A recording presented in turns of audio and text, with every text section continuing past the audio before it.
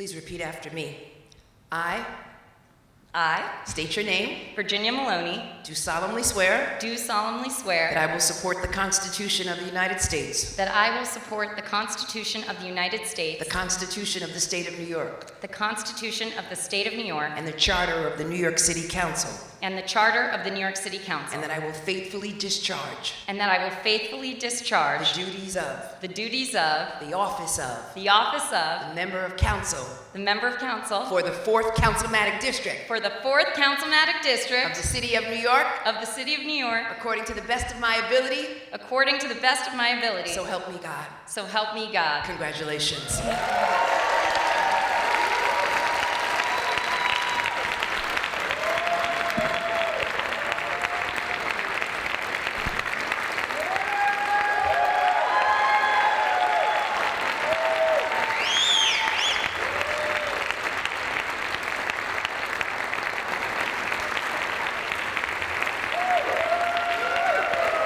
Thank you to all our elected officials who are here today, all of our speakers, all our performers, and the incredible team at Hunter College for making this event possible, even with a date change.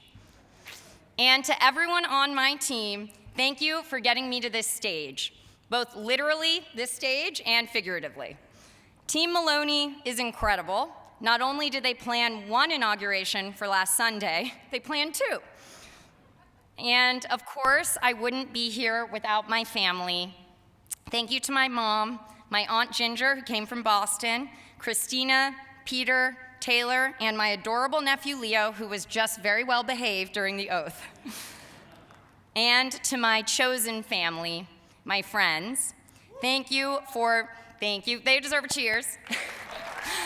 Thank you for the support and the love that you've shown me, and for all of you for braving the cold to be here today. Most of all, thank you to the voters of District 4. This moment is for all of us. There's one member of the Maloney clan who is missed today and every day, and that's my late father, Cliff. My father served in the Navy. He was on the board of Civitas and on the board of the New York City Foundation for Senior Citizens. He was an active member of our community, involved in Carnegie Hill Neighbors, a member of the Sierra Club, the list of interests goes on. He raised me alongside my mother right here in this district with an affection for civic life and a love for the environment. He walked me to school every morning until I turned 16, and then for my 16th birthday, we hiked up together to the highest point in New York State when we climbed Mount Marcy. When he ran the New York City Marathon 21 times, we ran across the city to support him, and he reached new highs when he climbed the top of 5 out of the world's 7 summits. While he left us too soon, I carry forward the things that I learned through his example. To always take my vitamins, to write my thank you notes, to be kind to others, especially your elders, to act with relentless discipline and rigorous passion, to strive to be the best version of myself, and to show up for others. I carry these lessons with me, lessons I will never forget, lessons that I continue to learn, and lessons that I hope to pass on to my own children someday.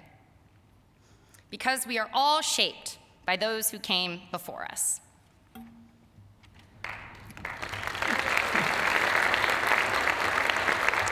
Now, we all heard a lot about another legend who came before me, but that's Carolyn Maloney. So another round of applause.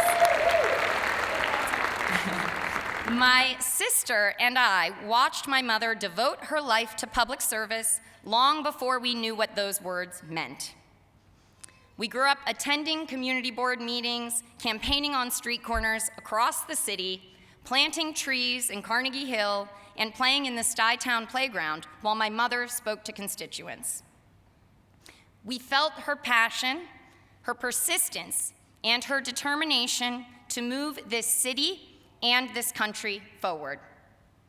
She always did so with her own dramatic flair, like literally wearing the FDNY firefighter's jacket every day, even to the Met Gala, even to my birthday party. We can give her a round of applause for that.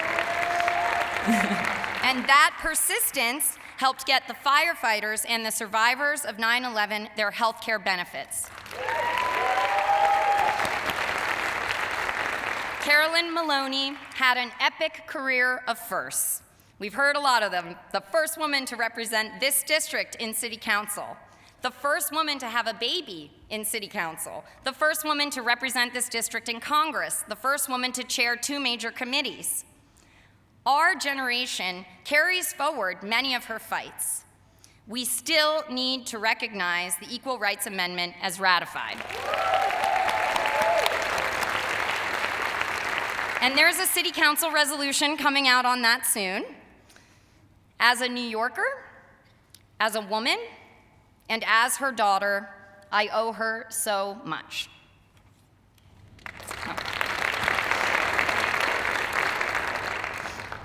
My great-grandmothers fought along my ancestor Alice Paul to earn the right to vote. My grandmothers sought to define their role in society as more than homemakers. And my mother broke down barriers for our generation. As I join a female city council, majority female, with 32 women members, I see many of my colleagues here today. A round of applause. May we, and may I, never forget the generations of amazing women whose shoulders we stand on. And I'm so thrilled that this council is being led by another amazing woman in our Upper East Side neighbor, Speaker Julie Menon. And let me tell you, we are all already getting to work. I'm ready to fight for a city that families can afford to live in and stay in. We need more affordable housing, strong public education, and better transit, including a full 2nd Avenue subway that extends from 125th Street all the way down to 14th Street. Not a stubway. I'm ready to finally fulfill the promise of free childcare for 2-year-olds and a fully realized 3K program. I'm ready to fight to keep New York City the driving engine of our nation's economy as the chair of Economic Development Committee. To prepare our workforce for the shifts that are coming with the rise of artificial intelligence. To cut red tape for small businesses. To build back commercial corridors. And I'm hitting the ground running. Our first committee hearing is already on the calendar, and we're going to be focusing on the World Cup, to make sure that the influx of tourists get to experience the best that New York has to offer, staying in our hotels, dining at our restaurants, and uplifting our economy. I'm ready to fight for a city where our streets are clean and everyone feels safe, where everyone is free to practice their religion without protesters right outside the door. And I am honored to be on the task force to fight anti-Semitism.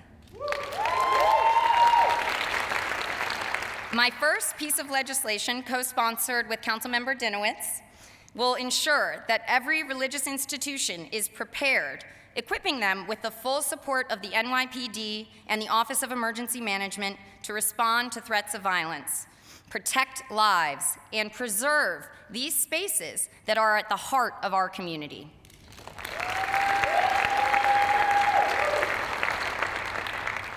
The community that I grew up in, the community that I call home, the community that I love, and where every corner holds a memory. Thank you, District 4. I'm honored to serve you.